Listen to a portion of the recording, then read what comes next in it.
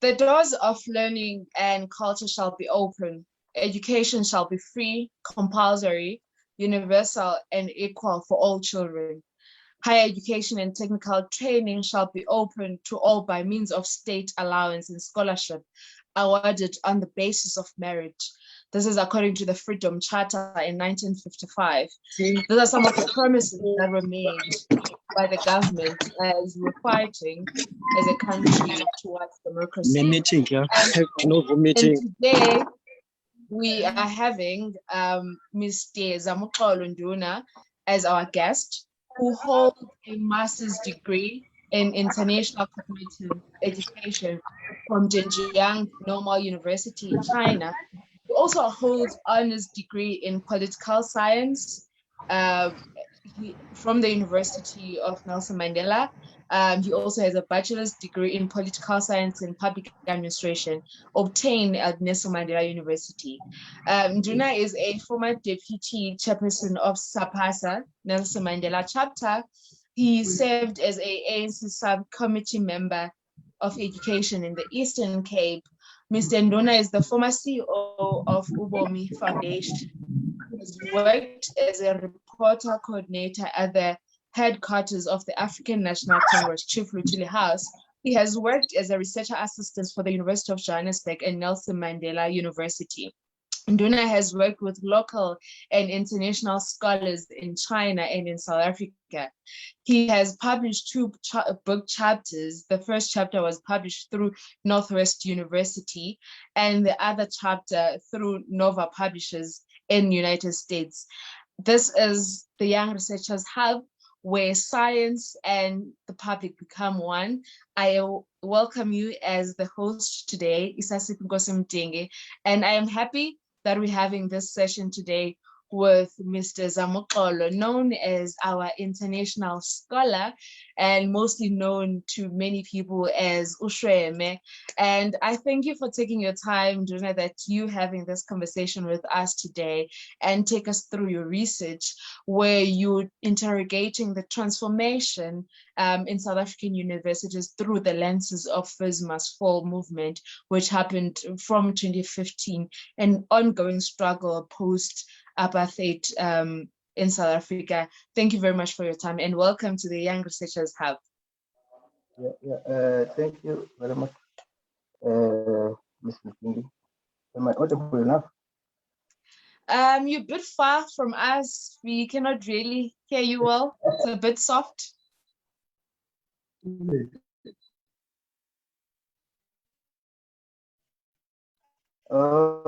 Let me try and increase my volume once again. I don't know.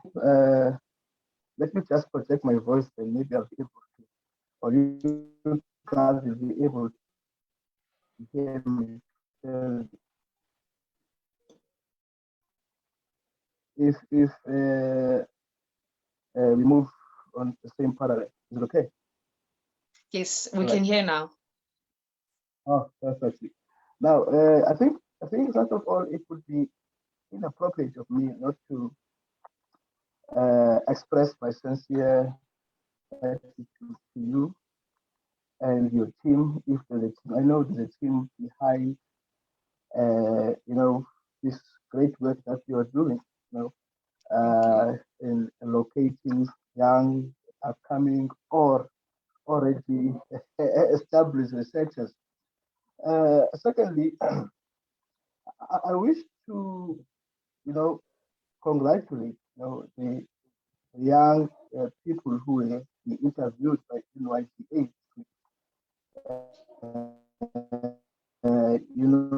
This is the case that we in front of, and we've been talking about. So, all the best to them.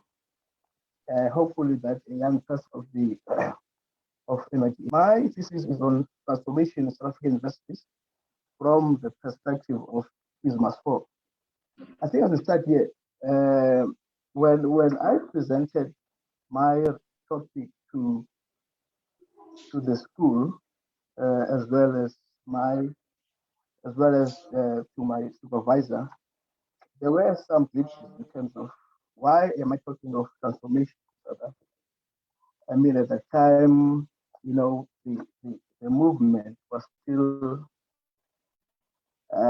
new, if I put it that way, and there was no kind of in-depth information on the movement per se.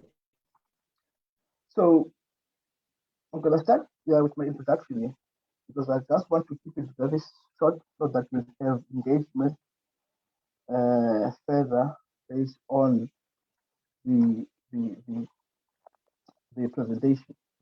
Now, the concept of transformation in South Africa, higher education has evolved as a powerful motive with historical roots in the struggle against apartheid, projecting into different phases of the post-apartheid era. I think people would know what transpired. I mean, we are commemorating the class of 1976. So the purpose of that what's it called riots, if I put it that way, was to fight the language that was introduced to them by the apartheid system. Now, when you look at transformation in higher education, it has been framed by a wider aspirations for transformation that is linked to public goods of higher education. So, if we look at transformation as a massification, what do we mean?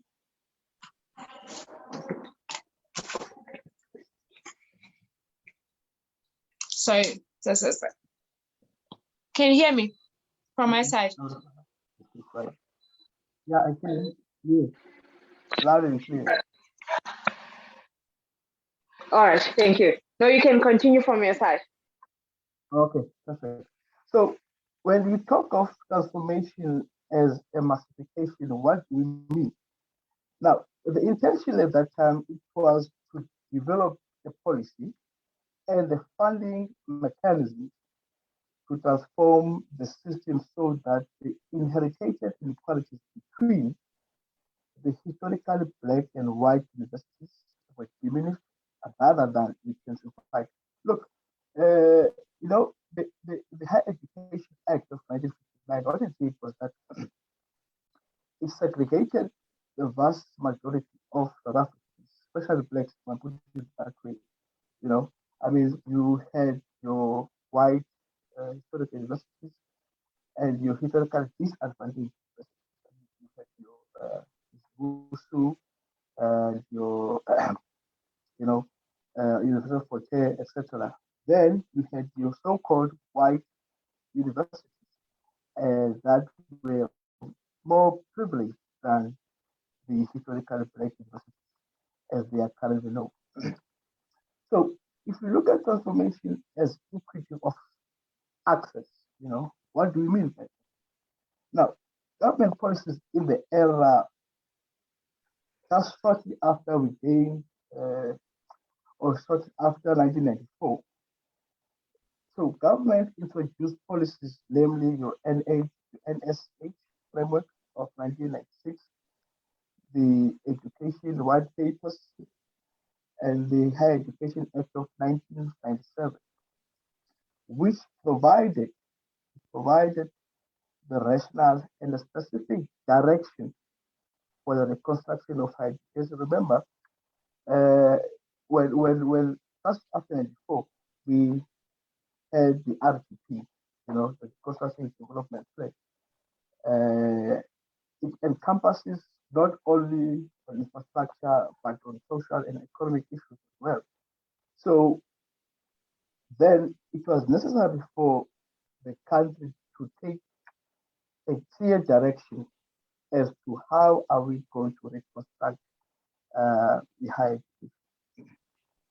So going further, South African universities are among the victims of apartheid. I mean, the policies that were implemented by the previous government of the National Party, you know, it did not only affect ordinary South Africans when you pass laws, etc., and so forth, but universities were also uh, system, you know. So what do I mean by the victim? Because the victimization is both a cycle and insidious. Now, for example, a university which accepts a non-white student does not commit offense if he or she enrolls in any of these. Most of our parents became teachers, they became nurses, then you get whites who went to engineering, and so forth. So those are the reason why the higher education institutions, they are called or they are seen as the victims of the apartheid. Now, so for so many years, the education system of South Africa was influenced by both the colonial and the apartheid. I think that is quite clear because what the reason why is that because they wanted to segregate us even whereby the whites get a better because of I mean even your where you obtain your undergraduate, your postgraduate, it speaks volume at the time. So hence is saying that the education system of the country was influenced by both the colonial and the apartheid. Now, moving on to my next point, where I say that the University Act of 1959 gives a clear and understanding on the procedure excluding of non-white citizens. As I've said earlier, that there were universities that were only for Africans and only for white. Now, it is without any doubt that the apartheid system created one of the most economic inequalities between races in the country. Look, whereby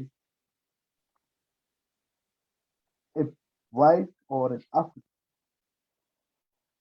must get this kind of job because of where or she obtains the qualification. Now, so there should be a focus on equity, you know, to redress the imminent and also to ensure that there is no negative implication on the quality of our higher education. You see, now it is very the issue of equity is quite important. You know, as much as we talk of free education, we talk of equalizing education, so forth, but equity is very important because it drives it creates a positive implication, you know, on the quality that our universities, not only universities, say also the TVET quality. Because when we speak of higher education, some people don't realize that TVETs, they play important and a vital role in any state. Hmm. Now, so from the perspective of social justice, then, it should be noted that university education is a public good. You know, I mean, there was no point even for students to march, you know, to protest and so forth because this is a public good. When we went, I mean, as you highlighted earlier, when you quoted the Freedom Charter of 1965, I mean, that freedom, I mean, education should be free, you know, accessible to all. But where did it all change? You know, I mean, it should be the gains of our freedom. I mean, even Solomon Masang said when he was uh, killed by the previous president. Now, the reality is that South Africa should digest. is the fact that higher education system in the country is funded below an organization that is known as OESE, Organization for Economic Cooperation and Development. Now, countries that are part of OESE, they spend an average of 1.59% of their GDPs on higher education, with your UK spending 1.23% and Germany sitting on 1.31%. Now, what needs to be taken into consideration, therefore, is that the government of the Republic has the task of redressing the historical disadvantage that we impose, upon majority of. I mean, hence, when the ANC got into power, there were a lot of white papers, whether the education or social and economic issues. So we have to take into consideration that look, the current or the government of the day, they have a role to play in ensuring that we redress the infrastructure in so many ways. You know, I mean, education in redressing the infrastructure. So by meaning that education therefore should be accessible to each and everyone who wishes to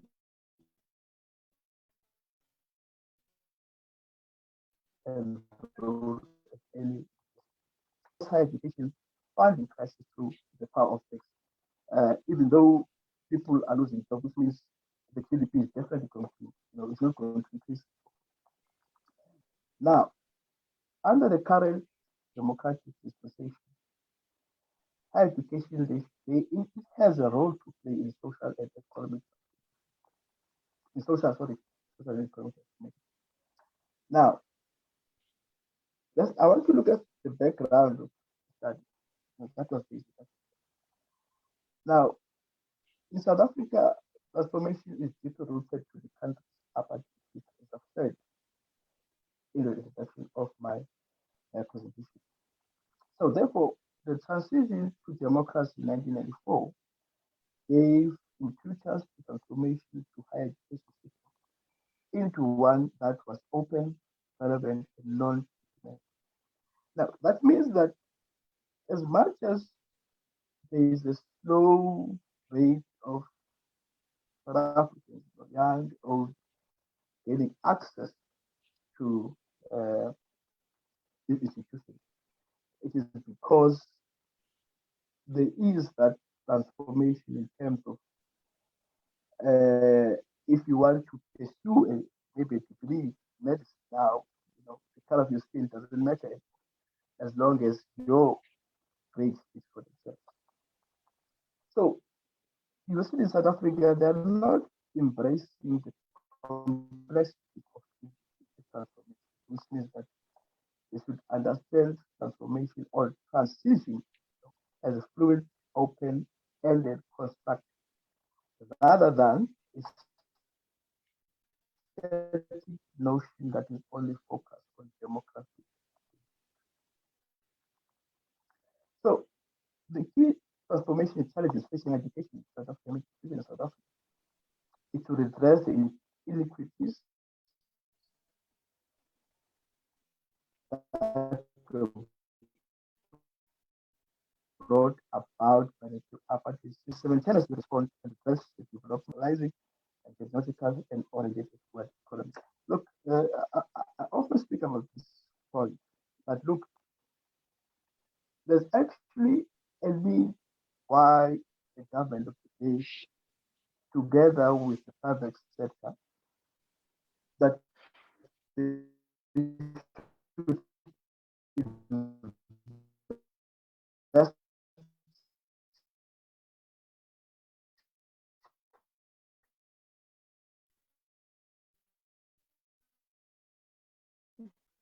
more on private colleges. Well, it's called given or got in 2020. if we focus only on mass teaching education. You know, we also have to focus on the practicalities of things. You see, I mean, Germany is doing it. You know, we focus more on the civics, with the theory and as well as the practicality of whatever degree that you're pursuing. Now, we are taking of an education system that's segregated, okay, the vast majority of the country. Now, therefore, our institutions, they were tasked to provide limited resources, the education to all those who were not classified by themselves. So this is what I meant when I say that the previous government ensured that Africans, they are segregated in terms of accessing the university of their choice. So the programs that they offer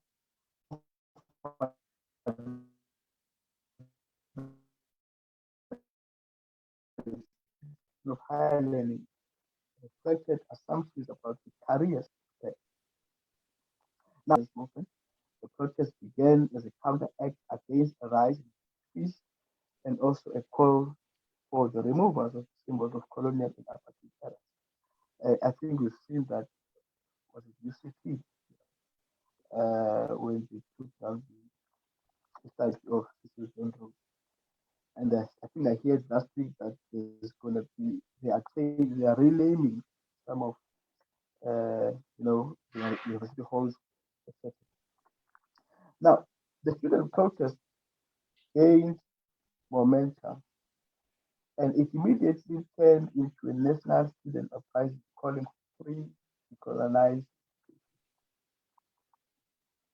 So the protest has emerged as an illustration of how frustrated students are in this institutions of higher learning. Now, what were the aims and rationale of the first topic? I think the topic surrounding transformation in this institution of higher learning has led to numerous debates, analysis, and whether transformation of RSA is visible or not.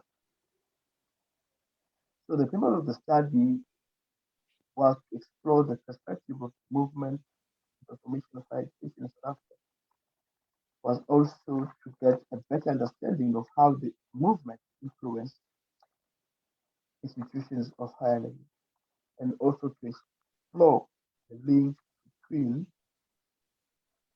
transformation and its approach.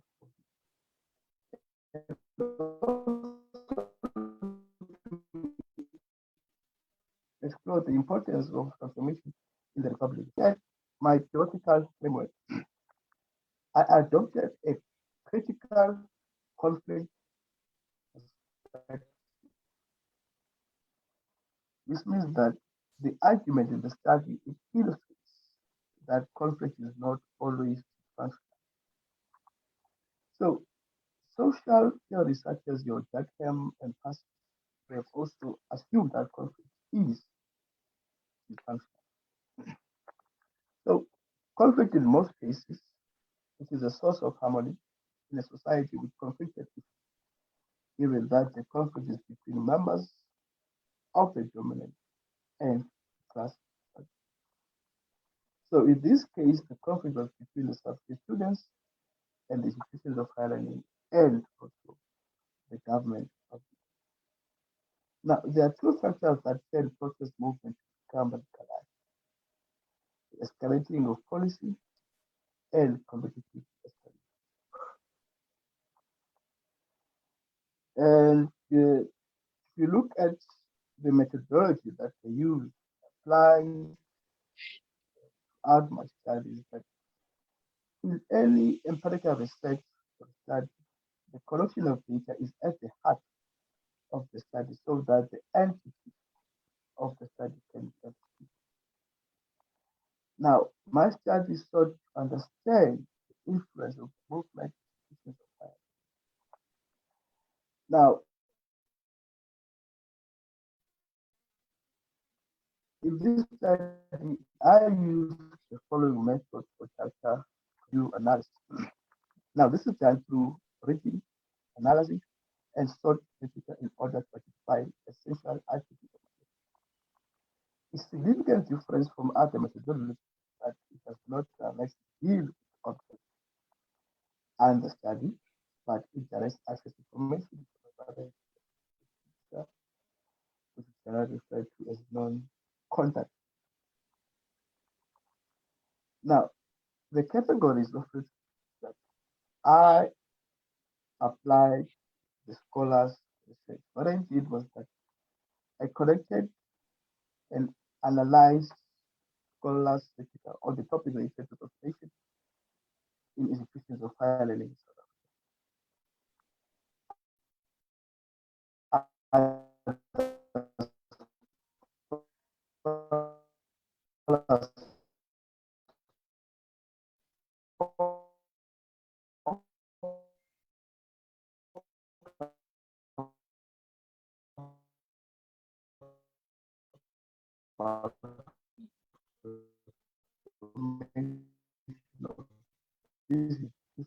In the early, I asked with direct link to the national government of this. The third, now the research, which is the findings. Now, if you look at the founding principle first of the movement, that the movement emerged to challenge the currently established hegemonic and institutional cultures that originated during the apartheid era.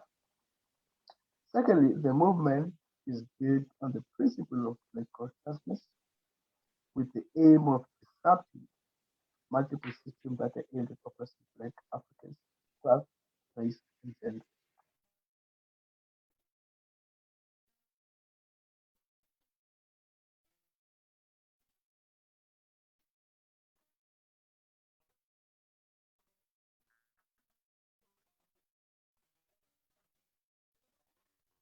Now, the context of the protest and what is currently needed is a development human rights course, not later human rights. Going to the economic context of the movement, or yes, to the Fismal movement. Statistics South Africa indicated that between 2009 and 2015, higher education in the country cost an average of 9% a year, which resulted in a significant cumulative increase of 80% since the year 2000. So this is relatively higher than the inflation rate of 5.5. Inflation increase in higher education is associated with two factors. One, exchange rate weakness, inflating the cost of imported goods and decline in private income and by university. Now, going to the direct causes of the protest,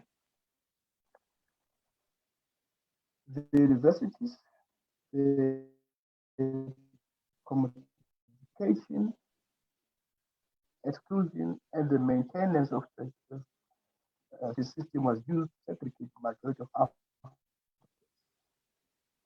and propagate Eurocentrism, which is white domination and supremacy.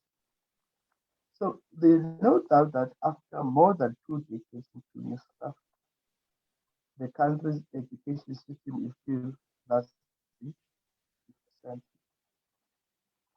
So for many previously disadvantaged South Africans, the lack of funding is the main barrier to access institutional learning and the attainment of their qualification and encourage people. Some of them they couldn't graduate because of the old university so much money. Now the movement question the 1994 South African South Africa is in the country, but the settlement hasn't changed much to tackle poverty and inequality, in which these two disparities are the main or the common realities faced by South Africa. Now, the challenge of face of financing higher education is that the funding of higher education in South Africa is a whole topic because during the apartheid, higher education was deliberately steered to marginalize a significant section of our society. So at that time, the funding system were instruments used in the implementation of apartheid government's so-called separate but equal policy. Now, in the post-apartheid era, higher education is required to transform the legacy. First, expand access, improve quality, and respond to South Africa's broader social and developmental objectives. Now, are there any changes to funding policies in the post-apartheid era?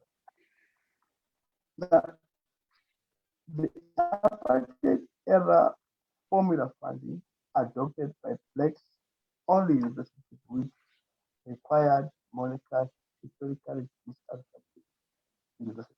So in the post-apartheid era, by 1988, remained in use up to 2000.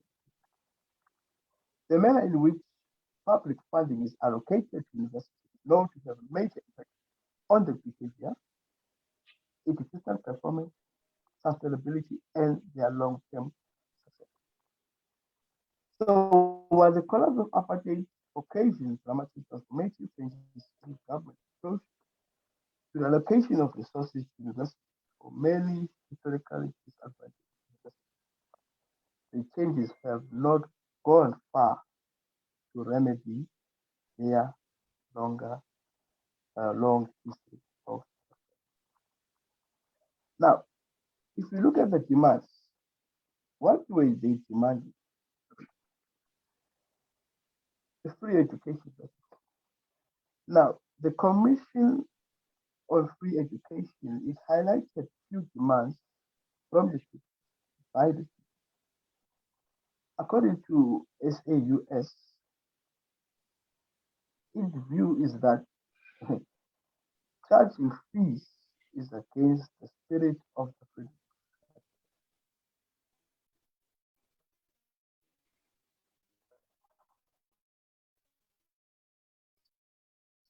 So, according to the union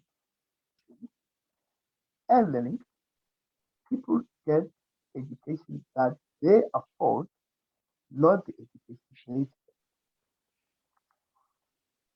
The second point of demands, or should I say, during that commission, the testimony, SASCO articulated that free education should include tuition, books, accommodation, food, and other essentials. Then SASCO further said free, accessible, and relevant education is the means for social development, personal empowerment, and the advancement of well-being as well as economic development. Demand number two was on decolonized curriculum. Now, the call by the student is not only for education, but call for a total overhaul of the current system that is inherently exploitative and exclusionary. Exclusive not on financial grounds only, but also on academic grounds.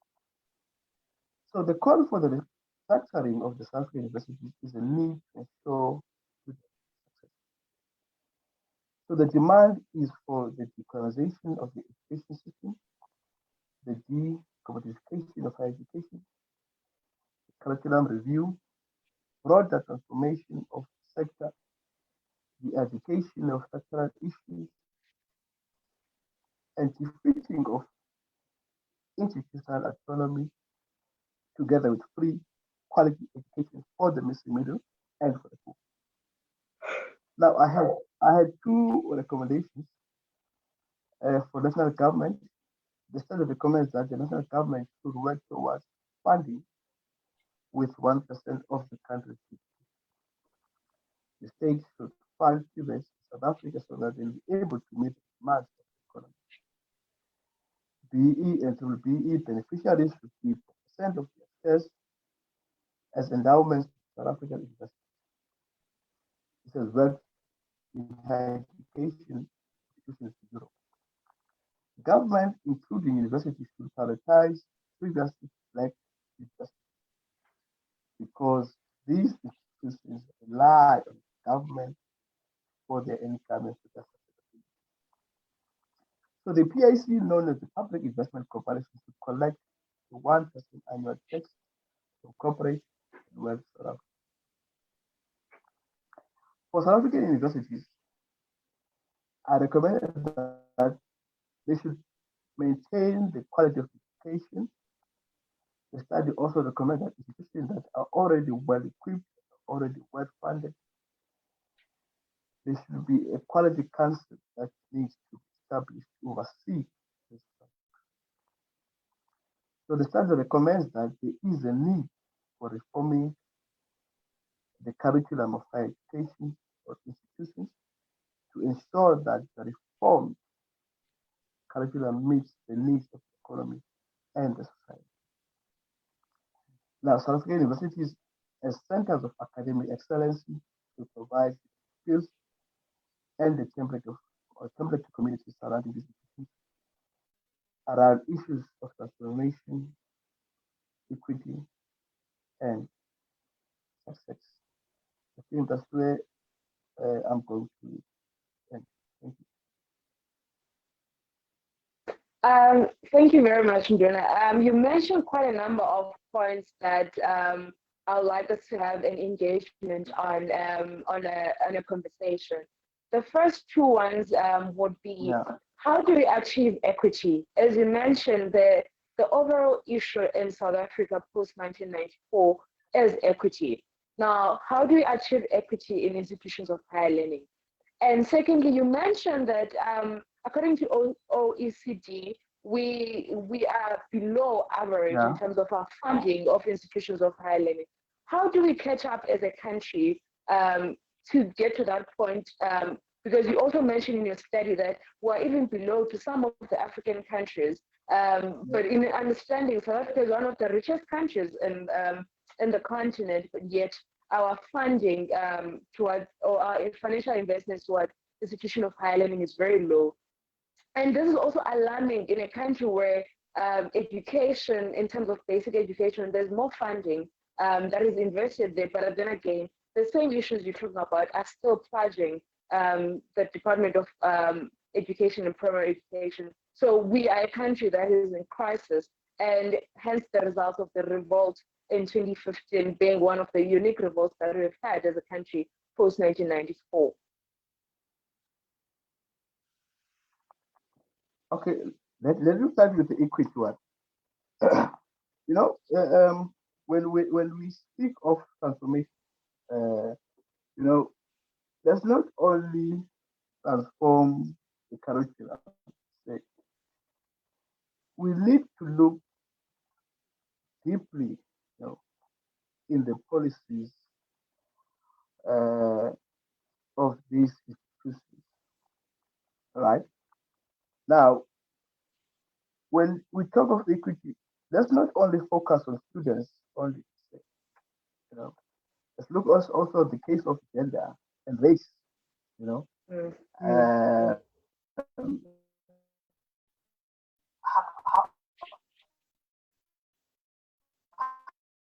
how do we ensure that? I mean, for example, if you go for an example of UCT or Stellenbosch, how do you make sure that black professors they are getting the same treatment as white professors? You see, those are the things that we also need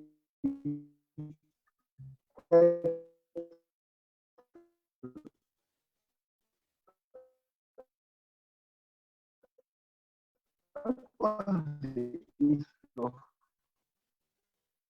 fast, but me and yourself and everybody else have access, or we can.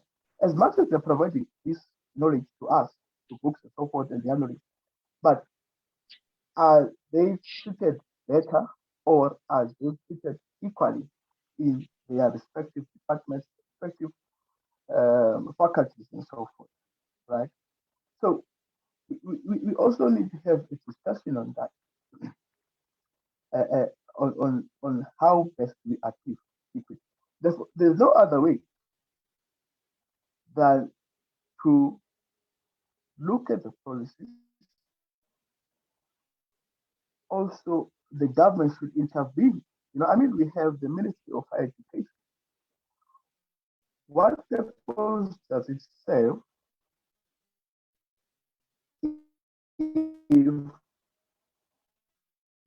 our academics, Africans, to be specific, they are not of the same way as their colleagues, right? So there's a need for us to have that discussion, not only equity related to us as students, or uh, the issue of students, but let's get into deep discussion and depth on how are we going to redress the injustice of the past in these institutions, so that whoever is working at that particular university is treated equally. Maybe the next protest or the next movement will arise, say, or will be led by the black academics. They must voice out, their grievances, so that they also taken into consideration. Now, on the issue of OESD, how do you catch up? It's quite very tricky, because the vast majority of countries in that organization, they are in Europe. Some of them, they are very, but they're like generating more money. The problem with us, or South Africa, is the fact that we spend so much money of our GDP on social development, you know, rather than focusing on higher education. So the country now needs to take a different shift in terms of funding of the, as I've already mentioned in my recommendations, for the national government, that how about we don't rely only on DHET, for funding? Why can't the government of the day set up an independent body that will ensure that students are funded? Look, if we look at the crisis that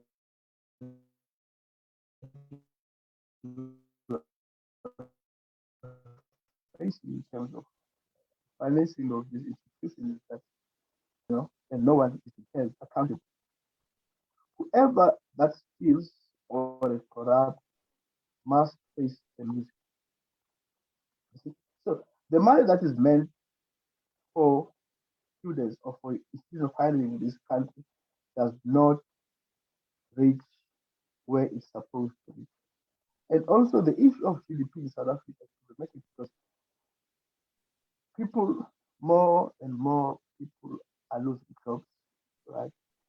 And remember, GDP is the gross domestic product, you know.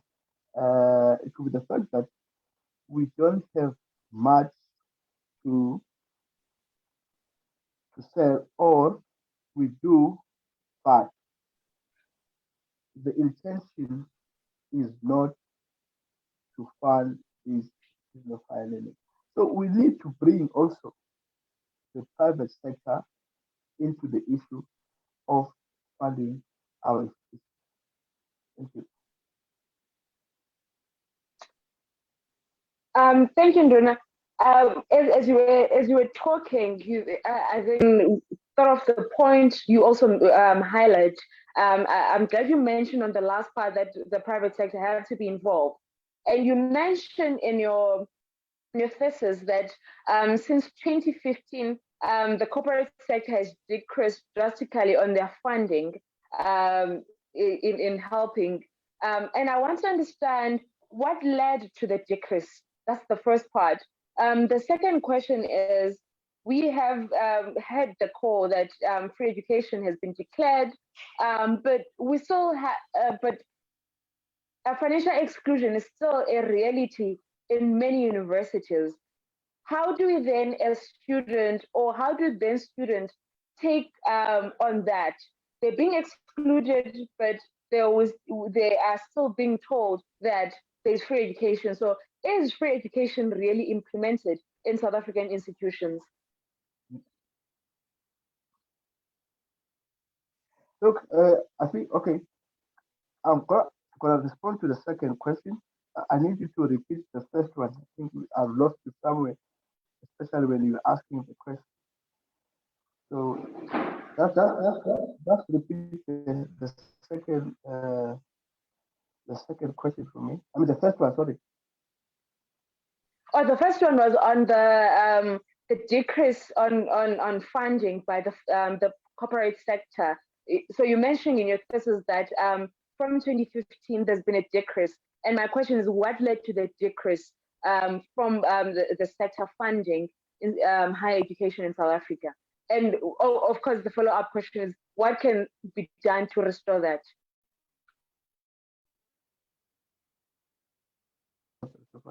Okay. Look, from the private sector, I put it that way. If I'm giving you my money as an investor, and then you tend not to use it for what it intends to be used, then that's definitely that is alarming. You know, that is alarming because so many people. I mean, you've got private sector uh, that are investing, be it locally or abroad. But when they review or when they look at the status or the current state of the country, it seems like they are not getting what they want or what they invested for. See, so hence there's that increase in terms of um, funding of these institutions and other matters that could be termed as racialized or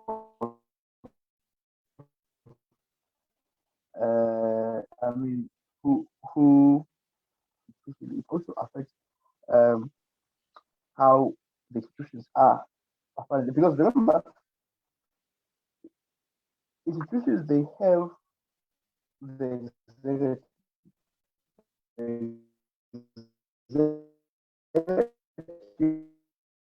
they've got the role to play, right? In a not only to run admin side, as we do get the grant and funding from the government, but also we need to play our role in ensuring that we do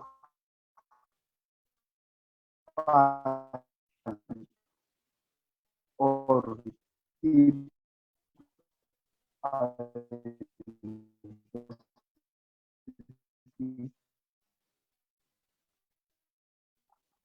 sorry, going in terms of accessibility books. Now, you ask is or generally, I think the issue of exclusion of students, uh, it's really worrisome in the sense that you would study a 4-year degree, but on the 4th year or the final year,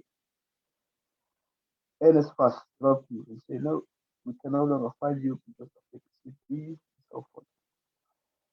In reality, in short, there is no free education now.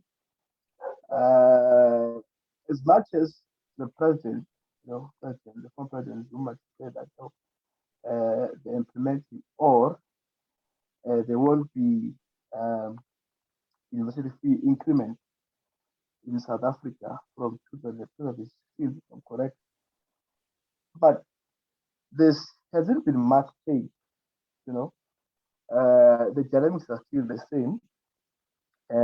Our students, brothers and sisters, they're still being excluded from these institutions of higher learning because of financial reasons, not because they are failing their modules, but it's all about money. I mean, universities is all about making money.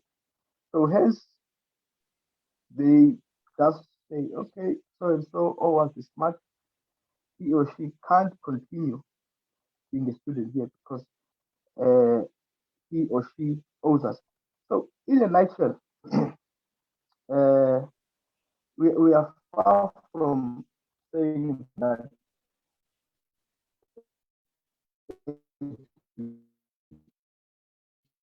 education in South Africa is free. I want us to go back to that first question. There was a follow-up question, right? Yes, so I was saying, but you've answered when you say that the reason why there's a decrease is because private sector is not reaping the rewards. So it means if I would take it from that, in order for us to have them back on board again, they have to see that there's something they have to gain. So you've answered on that part. The next question I have is as we're having this conversation, there's always this discussion that post 1994, it was a proud moment for the country. We were having things differently, and they were born free that they were going to have a life that is different from their parents and brothers and sisters. But that has not materialized as you mentioned. But as we're going to our fight in 2015, going forward on Foods Must Fall, there were divisions. There was the cohort that said free education for all. There was the cohort that says free education for the poor and the working class.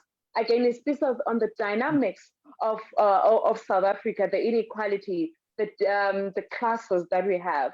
How did this division or differences affect the struggle of students in achieving what they wanted to achieve with the Foods Must Fall movement? Yeah, I think one of the reasons why they were labeled as police,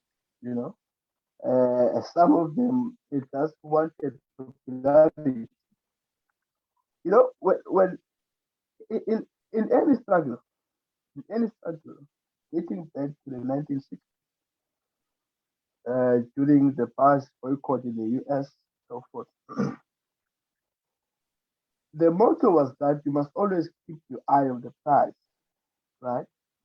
The moment you take your eyes off the prize, that's where the division will start.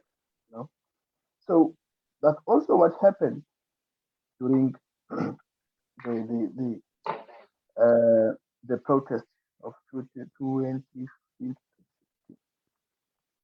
Now, though the calls that were made that so and so should fund it, so and so should not fund it. I mean, we are all South Africans. We're living in the so-called democratic state, right?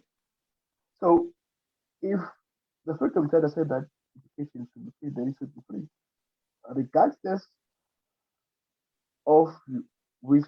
But I know that the question will be around the class question. If I'm saying that education should be free for all, does or am I including the advantage or those who come from the upper class? Now, free education should be free to those who can't afford it, right? I know that there are also whites who can't afford education. Uh, not all of them. They come from a West Africa. But my response is that free education should be free to all and should be for all, as stated in the Freedom Charter, as well as what the government of the day promised us since, or should I say, it has been promised us since 1994.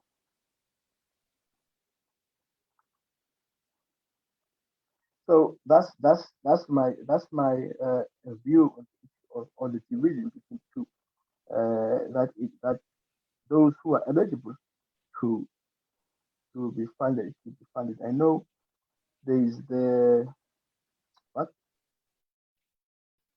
is it 200,000 or less than 200,000 that a person his parents he or their parents must earn a year. But my view is that those who are eligible should get free education. Thank you. Thank you, Nduna. And our last question, then we will be closing the session because we're almost at 7 o'clock. One of the questions or one of the arguments towards, again, on the issue of fees must fall was not limited to decolonization or the funding, but rather also on how the admission is happening throughout the country. If there's also differences between a student who's enrolled in who's enrolling for an LLB at Forte and a student who's enrolling for LLB at Wits University. The admission policy are also not unified, which has led to most students or leading to black universities having more influx because students can access that side, but on the other side, there's they cannot access. So there's an exclusion issue.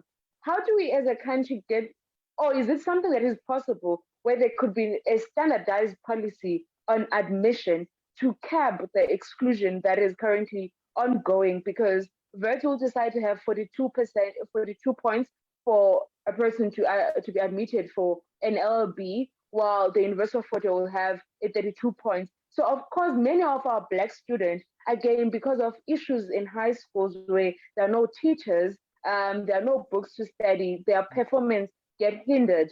So it means they'll most likely go to University of Fort. So it means University of Fort already struggling with funding and everything else will still have an influx of students, while Wits get to retain a smaller number and they're still able to thrive as an institution. So my question is there, do you think there's a way where we can standardize the admission policy for the university in South Africa?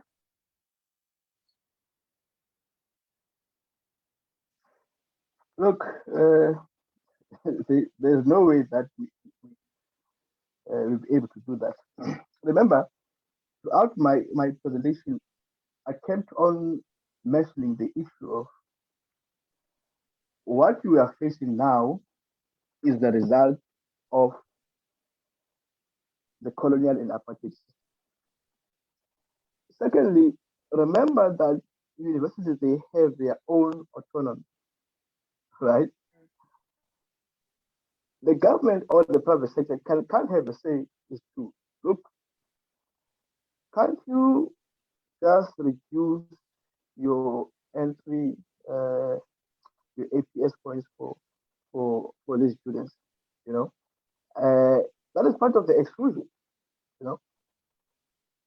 It's an ongoing legacy that we are facing. Nothing new. It happened during apartheid. It's happening now, right?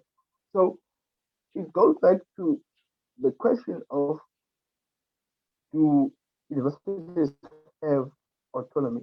And it's quite clear that they do. You know, the government give them grants. I mean, the university that you're mentioning, your beds, they have a large amount of money just lying around to fund their students. And then you have our own universities that must go and knock to the government. And they receive little money from the private sector. But if you go to the previously white universities, you just see that everything is still the same. The policies are still the same. Nothing is changed. Uh, you know, access to the professions or the programs is still limited for us as Africans. But those of color, they just gain access to the program that maybe you and I desire to go for. So there can't be a unified uh, policy that says, oh, look, all the universities, if you want to do your medicine, must support you, 42, and so forth. The power lies with the itself. Thank you, Nduna, for your time. And I would like to give you an opportunity to have your closing remarks on your research to highlight some of the things you would have wanted to highlight and as we're having the conversation. And then I'll take from my side to close the conversation. And thank you for your time. All right. Now, look,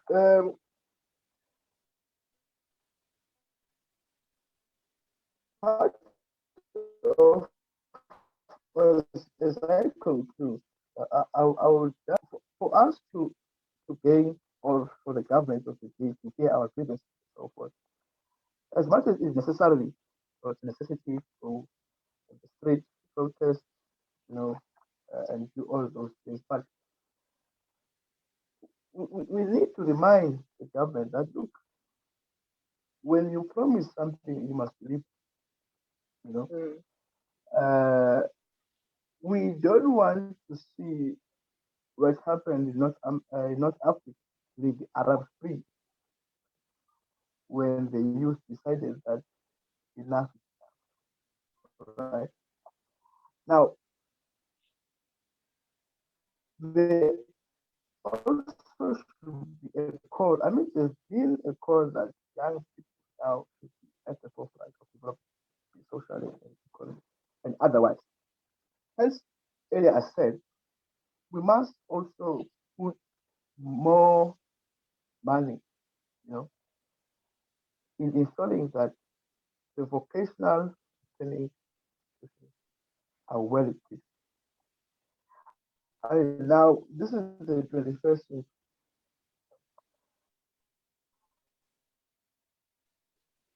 We are still debating on the issue of the first and so but without proper or without skilled personnel, we are still not going to achieve what you want to achieve. Because the, there's definitely a link between higher education,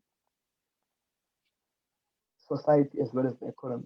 You know, you invest in me, I graduate, and then my job is to plow back to the country in the sense that when I work or when I'm being employed, I ensure that, look, whatever the government or the state is trying to achieve, I'm there to ensure that the state drives that agenda, you know, to the Mm. right direction, right?